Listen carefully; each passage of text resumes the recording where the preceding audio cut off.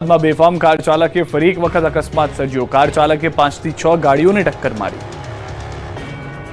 મોતની રફતારના દ્રશ્યો છે અમદાવાદના મેમનગર વિસ્તારના, જ્યાં બેફામ કાર ચાલકે 5 થી 6 જેટલા વાહન ચાલકોને અડફેટે લીધા। સીસીટીવીમાં પણ સ્પષ્ટ રીતે જોઈ શકાય છે કે પૂરપાટ આવતી કાર કેટલાક વાહનોને ઝપેટમાં લે છે। મેમનગર વિસ્તારમાં અર્ટિગા કાર ચાલકે અકસ્માત સર્જ્યો, જેમાં કેટલાક સ્થાનિકો ઇજાગ્રસ્ત થયા, જે પૈકી એક વ્યક્તિને વધુ ઈજા થતા તેને અસરવા સિવિલમાં રેફર કરાયો।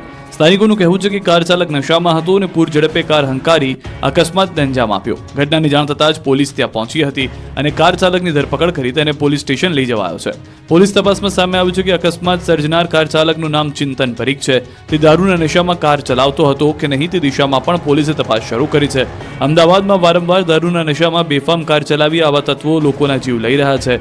હિટ એન્ડ રનની ઘટનાનો અમદાવાદમાં સતત વધારો થયો જોવા મળી રહ્યો છે। લોકોની માંગ છે કે આ તત્વો સામે પોલીસ કડક કાર્યવાહી કરે, તેમને કડકમાં કડક સજા કરવામાં આવે, જેથી આ પ્રકારની ઘટનાઓ પર લગામ લાગે।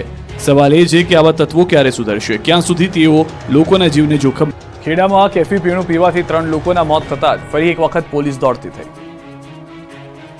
ખેડાના નડિયાદમાં ફરી એક વખત કેફી પીણું પીવાથી મોતનો તાંડવ રચાયો। શહેરના જવાહરનગર વિસ્તારમાં પાણીપુરીનો ધંધો કરનાર સહિત 3 લોકોના કેફી પીણું પીવાથી મોત થતા સમગ્ર શહેરમાં ચકચાર મચી। ઘટનાની જાણ થતાં જ શહેર પોલીસ દોડતી થઈ। પોલીસે મૃતકોના બ્લડ સેમ્પલ એફએસએલમાં મોકલવામાં તપાસ શરૂ કરી। પોલીસનું કહેવું છે કે સેમ્પલમાં મિથાઇલ આલ્કોહોલની હાજર નથી જણાઈ રહ્યું। ઘટના બાદ પોલીસે જવાહરનગરમાં દારૂ વેચતા કેટલાક લોકોની અટકાયત પણ કરી। આ તરફ સ્થાનિકો અને કોંગ્રેસના આગેવાનો આરોપ લગાવી રહ્યા છે કે શહેરમાં ઠેર ઠેર દેશી દારૂ વેચાઈ રહ્યો છે, પરંતુ પોલીસ કોઈ કડક કાર્યવાહી નથી કરી રહ્યું। તેમનું કહેવું છે કે પોલીસમાં વારંવાર આ મામલે રજૂઆત કરી છે, પરંતુ પોલીસ કોઈ મોટી દુર્ઘટના સર્જાય તેની રાહ જોતી હોય એમ લાગી રહ્યું છે।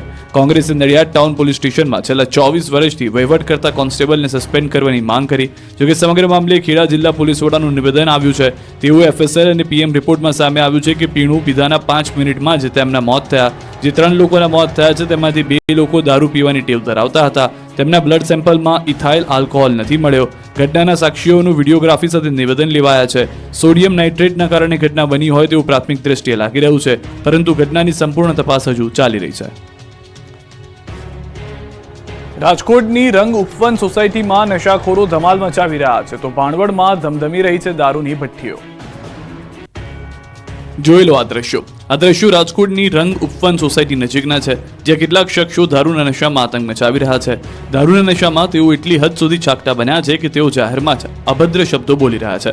એટલું જ નહીં, તેઓએ સોસાયટીની અંદર પણ ધમાલ મચાવી। જો કે આ સમસ્યા એક દિવસથી નથી। સ્થાનિકોનું કહેવું છે કે નશાખોરો દરરોજ અહીં આવીને ધમાલ મચાવે છે, લોકોને અપશબ્દો બોલે છે અને ક્યારેક મારામારી પણ કરે છે।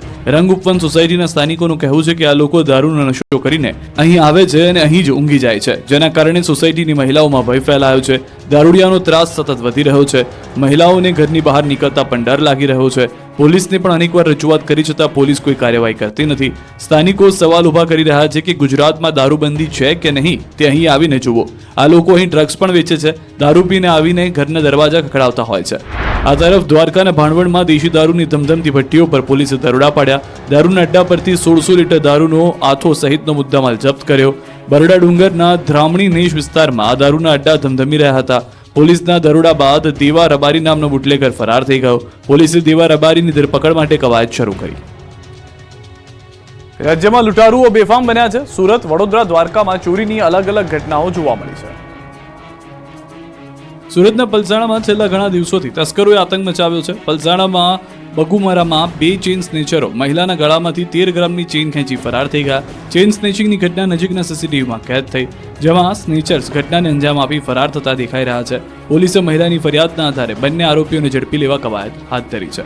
તો વડોદરાના ગોત્રી વિસ્તારમાં પણ તસ્કરો ત્રાટક્યા। તસ્કરોએ ફરસાણ સહિતની દુકાનોને નિશાન બનાવી।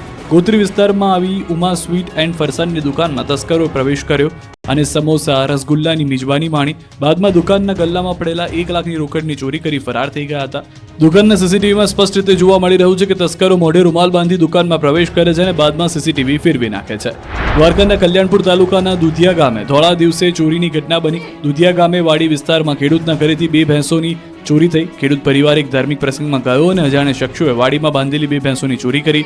રામજીભાઈ નામના ખેડૂતની માલિકીની 2 ભેંસો કોઈ અજાણ્યા શખ્સોએ ચોરી કરી ફરાર થઈ ગયા। સમગ્ર ઘટના સીસીટીવીમાં કેદ થઈ। ચોરીની આ ઘટના અંગે ખેડૂતે પોલીસ ફરિયાદ નોંધાવી।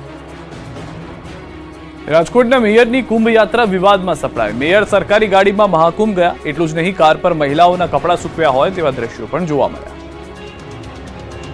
મહાકુંભમાં રાજકોટના મેયર નયનાબેન પેઢડિયાની ગાડી પર મહિલાઓના કપડાં સૂકવતા હોય તેવા ફોટા વાયરલ થયા, જેને લઈ હવે વિવાદ શરૂ થયો. રાજકોટના મેયર નયનાબેન પેઢડિયા સરકારી ગાડીમાં પ્રયાગરાજ મહાકુંભમાં આસ્થાની ડૂબકી લગાવવા માટે ગયા હતા. સમગ્ર મામલે વિવાદે જોર પકડ્યું. સવાલ તો એ પણ સામે આવ્યો છે કે મેયર સરકારી ગાડીમાં પ્રજાના પૈસે કેવી રીતે પ્રયાગરાજની યાત્રા કરી શકે. ત્યારે હવે આ મામલે સ્ટેન્ડિંગ કમિટીની ચેરમેન જયમીન ઠક્કરનું પણ નિવેદન સામે આવ્યું છે. તેઓએ કહ્યું કે મેયર મંજૂરી લીધા બાદ સરકારી ગાડીમાં રાજ્ય બહાર ગયા છે અને સ્ટેન્ડિંગ કમિટીના ઠરાવ પ્રમાણે તેમને રાજ્યની સરહદ બહાર પ્રતિ કિલોમીટર ₹2 સરકારી ગાડીનું ભાડું ચૂકવવાનું હોય છે. પરંતુ સરકાર ગાડી પર કપડાં સૂકવવા મામલે તેઓએ કહ્યું કે તે તદ્દન ગેરવ્યાજબી છે. સરકારી ગાડી પર કપડાં સૂકવવા ન જોઈએ. જોકે સ્ટેન્ડિંગ કમિટીના ચેરમેન જયમીન ઠક્કરે કહ્યું કે જે 10 વર્ષનો જૂનો ઠરાવ છે તે રદ કરી અત્યારે નવા ઠરાવ પ્રમાણે ચાર્જ વસૂલ કરવામાં આવશે. આ ઘટના અનેક સવાલો ઊભા કરી રહ્યું છે કે નેતાઓ પ્રજાના પૈસે બેફામ ફરી રહ્યા છે. સામાન્ય માણસ ગાડી ભાડે કરે તો પ્રતિ કિલોમીટર ₹15થી વધુનો ચાર્જ થતો હોય છે, પરંતુ નેતાઓ જ્યારે સરકારી ગાડીમાં રાજ્ય બહાર જાય તો પ્રતિ કિલોમીટર માત્ર ₹2 જ ભાડું. શા માટે મેયર સહિતના નેતાઓ સરકારી પૈસે ફરી રહ્યા છે? તેમને પ્રજાના પૈસાનું પાણી કરવાનો હક કોણે આપ્યો? શા માટે પ્રતિ કિલોમીટર માત્ર ₹2ના ભાડાના ઠરાવમાં છેલ્લા 10 વર્ષથી ફેરફાર કરાયો નથી? હવે જ્યારે વિવાદ થયો છે ત્યારે પોતાના સ્વબચાવ માટે નેતાઓ ઠરાવમાં તાત્કાલિક ફેરફાર કરવાની સુફિયાણી વાતો કરી રહ્યા છે. નવસારીના વાંસદામાં ભાજપ કોંગ્રેસના કાર્યકર્તાઓ સામસામે આવી ગયા. પોલીસની હાજરીમાં ઝપાઝપી કરી.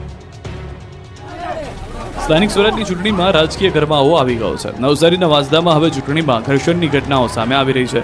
વાંસદામાં પ્રચાર સમયે ભાજપ અને કોંગ્રેસના કાર્યકર્તાઓ ઝપાઝપીના દ્રશ્યો કેદ થયા.